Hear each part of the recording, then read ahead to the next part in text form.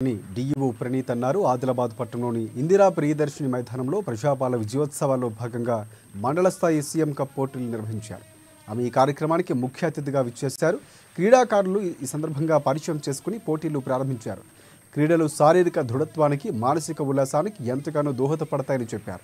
విద్యార్థుల మధ్య స్నేహభావం పెంపొందించడంతో పాటుగా నాయకత్వ లక్షణాలు అలవడతాయని అన్నారు. ప్రతి ఒక్కరూ ఆటల పోటీల్లో రాణించి తమ సత్తా చాటాలని సూచించారు.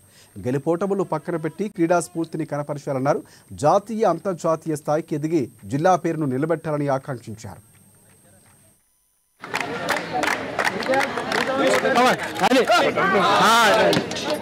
మనకు చదువుతో పాటు గేమ్స్ లో కంపల్సరీ అంటే దీనిలో ఉత్సాహం పెరగాలి. చదువు అంటే కొంచెం ఇది కూడా మనం కొంచెం 2 రోజులు పక్కన పెట్టి మనం ఉన్నటువంటి టాలెంట్ మనం బయట చూపించాలి. మరి మనం ఈ కార్యక్రమంలో ఈరోజు మనకు కబడ్డీ ఉంది, కబడ్డీ, వాలీబాల్, ఖోఖో ఇవన్నీ ఉన్నాయి. కానీ ఆడేటప్పుడు మనం జాగ్రత్తగా ఉండాలి. ఎందుకంటే ఇక్కడ అంటే స్మూత్ లేదు భూమి, కాబట్టి మంచిగా అంటే ఒకరినొకరు దొక్కకుండా స్టెప్ చేయకుండా ఆ విధంగా మీరు ఆడాలి. మంచి ప్రైజ్ సంపాదించాలి. ఇక్కడ స్టేట్ లెవెల్ కూడా వెళ్ళి అక్కడ మంచి జిల్లాకు మంచి పేరు చేయాలి.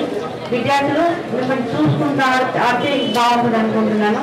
మరి ఈరోజు ఎవ్రీ ఇయర్ మనకు డివైఎస్ ఆధ్వర్యంలో ఫస్ట్ క్లాస్ నడుస్తున్నాయి ప్రోగ్రామ్స్ అని. ఇదే కాదు, అన్ని ప్రోగ్రామ్స్ మధ్యలో నడుస్తున్నాయి. చాలా యాక్టివ్ సార్, డైనమిక్ సార్. కాబట్టి రిమ్స్ సూపర్ స్పెషాలిటీ